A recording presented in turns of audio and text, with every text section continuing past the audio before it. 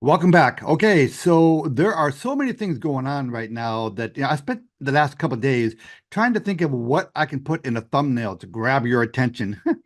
And this is the best I can come up with because I, I'm just kind of at a loss of what words I can use to get across to you, my audience, the dangers that we are facing right now in the world, primarily here in America, economically. And what can I say to take you by the shoulders and shake you and make you aware of what's going on so that you can get prepared. So I've got a list of a few things I want to talk about. I know that the attention span for a typical YouTube audience is very, very short. So I'm not going to give you a whole lot of details. I'm going to give you enough facts and figures to make my point, but primarily I want to get, the overall message out to you. So let's talk about it. Okay, this is the Hey Ed YouTube channel. I am your host, moderator, and all-around nice guy, Edward Anderson. I'm not a financial advisor, so don't construe anything that I mention in any of my videos as financial advice. Always do your own research before doing anything with your money. Okay, so let's start with what's going on in the stock market. Now, recently I did a video telling you that I thought that between now and the election, the presidential election here in the States, that would be okay. I wasn't expecting a big run up in the markets, but I thought that there would be no real danger of a sell-off because the powers that be are going to do whatever it takes to make things look pretty in order to get their current guy, reelected. But developments are kind of starting to dictate, what is really going to happen.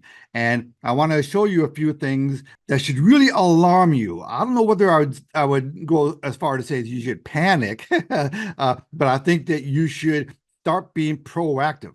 So real quickly, let's take a look at what happened over the last 2 trading days. Okay, so I'm recording this on Sunday, and last Friday, the stock market was down 610 points. And the day before, it was down 500 points. So the action on Friday was the single worst day in the stock market in 2 years. Right now, we're looking at the 1-month chart. Well, let's go a little bit further back. Let's take a look at the 3-month chart. Okay, so if you think that Thursday and Friday were really bad days in the market, they were, but listen, we're still right near the highs of this market. Let's go back and take a look at how far this market could fall. Let's take a look at the 1-year chart. Okay, we have a long way. This is just 1 year, okay? So less than a year ago, what is it, about 10 months ago, the stock market was down at around the 32,500 level. We're still at 39,000 plus. So this market could fall about 7,000 points from here just to get back to where we were, last November. But if you take a look at the 2-year chart, oh my goodness. I mean, the downside potential of this market can get really, really ugly here. Okay, so what was the catalyst that made the market sell off on Thursday and Friday? Well, we had a jobs report out that surprised a lot of economists. Job growth totals came in at 114,000 in July, much less than expected, as unemployment rates rose to 4.3%. Now, this time last year, the unemployment rate was 3.3%. So it was up exactly 100 basis points from where it was last year. That might not sound like a lot. That's a big number. That's a surprising number. Now, you got to keep in mind that the government does everything it can to put the best possible face on the economy because they want to look good, right? They don't want to be blamed for anything. So they've been lying to you all along here. But even with their lies, the numbers are still coming in bad. I mean, there are so many red flags out there. It's starting to look like, a worldwide Communist Party convention.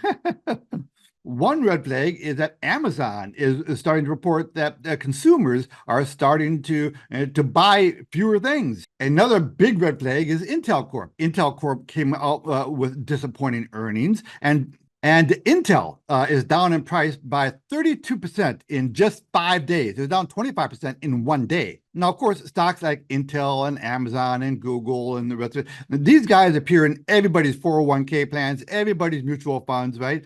So you're going to start seeing a collective hit in a lot of retirement funds out there. Another little red flag out there that people are starting to talk about a lot, really as of like yesterday, as the news is leaking out, is that Warren Buffett has been selling his stocks dramatically. Now, Warren Buffett is famous for being, a long-term holder, right? He never sells anything. He buys and holds. Well, That's actually a lie. He doesn't buy and hold forever. He's more of like what you call, the original swing trader, right? He likes to hold on to things for like typically 5 to 7 years, so a long period of time, but not forever. And in the most recent earnings report, Apple Computer showed that Warren Buffett had reduced his holdings in Apple Computer by 49%, so almost 50%. Now, Warren Buffett never goes out and says, I'm buying this, I'm selling that. I hold this much of this, I hold this much of that.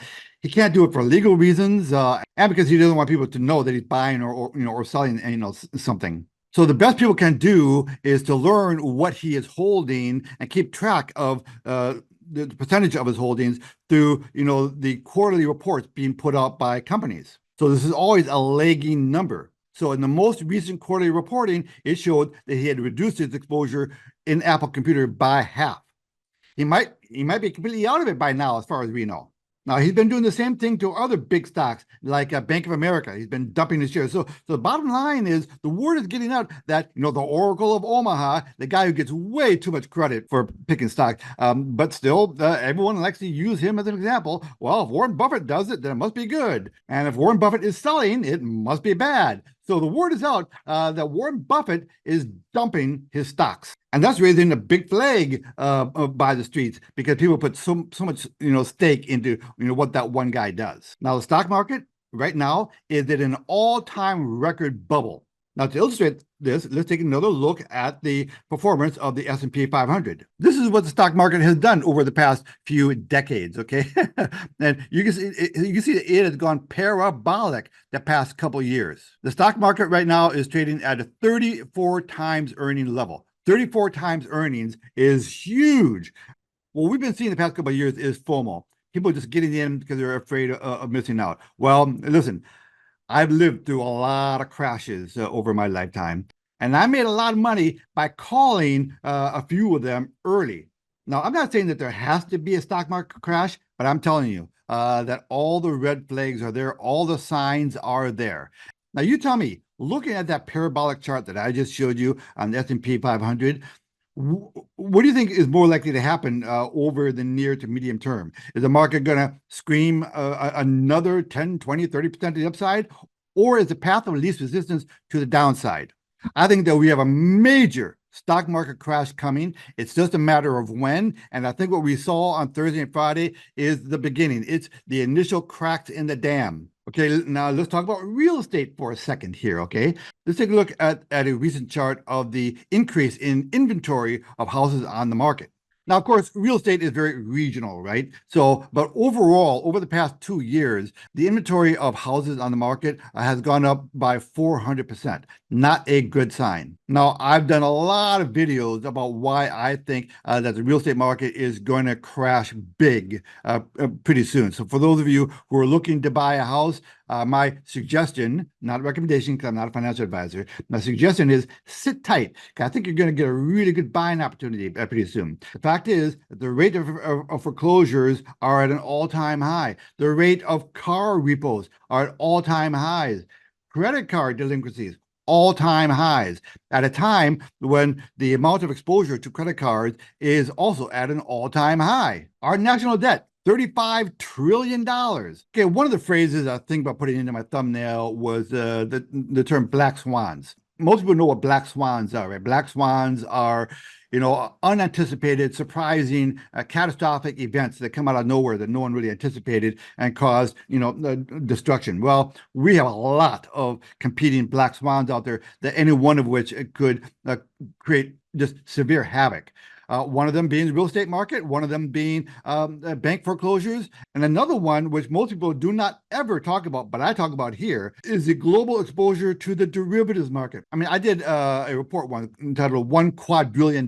We had $1 quadrillion worth of exposure in derivatives. That number now is close to $2 quadrillion in derivatives. So, one misstep by the Federal Reserve or one big failure by a large bank, and you can see banks wiped out in an afternoon. I think that there are going to be bank runs. I mean, imagine this. Imagine you go to your ATM, you put your card in, and you can't get any money out. You say, oh, geez, I need my money. So you go inside the branch, if the doors aren't unlocked, and they tell you, sorry, we don't have your money. So you take your debit card and you go to your grocery store, and your debit card isn't working because the bank doesn't have your money. There are going to be bank runs. Don't be one of those people standing in line. I mean, the mantra on my channel has never been more relevant. I should have started the video with that. Reduce your exposure to your bank, put some money into gold and silver, and establish streams of passive recurring income. If you're a veteran to my channel and you haven't done those things, I'm sorry. When the day comes, I'm not going to feel sorry for you. I'm sorry. I've been warning. I've been spouting that mantra now for 2 years. Remember, any money you have sitting in any bank is legally not considered your money. You're considered an unsecured creditor. Don't talk to me about the FDIC, and the FDIC is there to protect you. The FDIC is broke. And even if you do get your money back, you don't know when you'll get it back, and you might just get pennies on the dollar. The banks don't have your money, all right? They don't have it. So you have to start getting your money out of your bank before the guy behind you. Okay, get in there, start getting your money out of you. And it's probably going to take you a while because they're going to say, oh, we'll give you a little bit here. And you have to come back for the rest. So you have to be proactive. You have to start the process now. Oh, and by the by, one of the red flags that I'm seeing is that banks are not lending out very much money anymore because they see too much counterparty risk. Okay, well, if the economy were so strong, why are the banks being so stingy about loaning out money? I mean, that's how they make money, right? It's about loaning it out. It's one big Ponzi scheme. Talk about, corruption. The banks and our government, it's one big corrupt organization. So start getting your money out of the damn bank, and then take some of that cash you pull out and put at least some of it into gold and silver. Now, when you buy gold and silver, you're not really buying anything. You're just converting your cash from a really bad asset, cash, into a solid asset class that has a 5,000-year history. I mean, guys, there's so much I'd like to talk to you about. I mean, the U.S. dollar, that's another thing we have to worry about. The U.S. dollar is under attack, by global actors. So start getting at least some of your cash into gold and silver. Okay, so this is where I'm going to sound a little bit like a conspiracy nut, but listen, I firmly believe that this world is run by a cabal of global elitists, okay? And they use money as a weapon. And I think that if we do not have a crash between now and the election, if Donald Trump makes it into office, I think there will be an orchestrated collapse of the financial markets during his term as a way for them to blame him, as a way for them to tarnish his image and to muddy up the things that he wants to get done. Another, potential black swan event is, what if there is another attempt to make Trump, go away? I have to be careful about what words I use, right? Because the algorithm will pick it up. But what if there's another attempt at making Trump, not be here anymore? What if that were to happen? And what if they succeed this time? Another black swan that we have to worry about, and that's what's going on in the Mideast, okay? What if this business with Iran turns into more than what it is right now? It absolutely could happen, and it could have disastrous effects on the global markets. Then we have the whole business of Ukraine. I mean, listen, I don't want to keep you forever, again, because I know people don't like to watch, YouTube videos for very long. But there are a lot of things that I'm worried about right now, any one of which can send things cascading downward, especially since we have so many things that are record highs, like the stock market. The stock market right now is in a record bubble. There's lots of room to go to the downside. I mean, listen, I've got like 5 pages here of notes that I want to talk to you about. But in the spirit of respecting your time, I'm not going to go through all of them. Let me just end by saying this. You don't have to be a victim in all this. You can actually benefit from it if you are paying attention and you're proactive. Now, even if I'm completely wrong about all of this, my recommendation, my mantra, does not do any damage to you. All right, reduce your exposure to your bank. Put some of your money into gold and silver, and establish streams of passive recurring income. If you do those 3 things, there are no ramifications. There's no downside in doing those 3 things. So even if I'm wrong, you've still done 3 very good things. Okay, so after I stopped recording there, I had a couple more thoughts. So I'm plugging this into the video here. Okay, so let me just tell you what I am doing, okay? Again, I'm not recommending that you do this. I'm just telling you what I'm doing just for the hell of it. Okay, so I have absolutely no exposure to the stock market right now, except for one little short that I've got going on. So I've gone pretty much completely to cash. Regarding the crypto space, I am out of all of my cryptos except for one position in my Super Trump. Now, even Super Trump has taken it on the chin the past week. So I think it's down like 75% from where it was like a week and a half ago. But that's a special event. Okay. I think that's kind of a special situation, and I'm probably going to buy more of Super Trump down here. But that's the only exposure I have. All of my other cryptos I have put into USDT. I sold all my Bitcoin. I sold my Ethereum. I sold all of my other little meme coins. The only exposure I have in the crypto space is that position in Super Trump. Now, the reason why I am getting out of all of my cryptocurrencies right now is because the cryptocurrency space is very volatile and it is affected by the stock market. So if I think that the stock market could have a crash in here, I have to assume that the cryptos are going to be dragged along for the ride. And cryptos, percentage-wise, they have bigger moves than the stock market. Now, don't tell me that the crypto space has nothing to do with the stock market. Listen, I know the game, okay? And this whole space with these financial markets, it's all a game. Fundamentals don't mean anything. You have to understand what the game is. And yeah, so the cryptocurrencies, yeah, they're completely different, space in the market, but they are affected. So that's why I eliminated my exposure to cryptocurrencies except for my position there in Super Trump.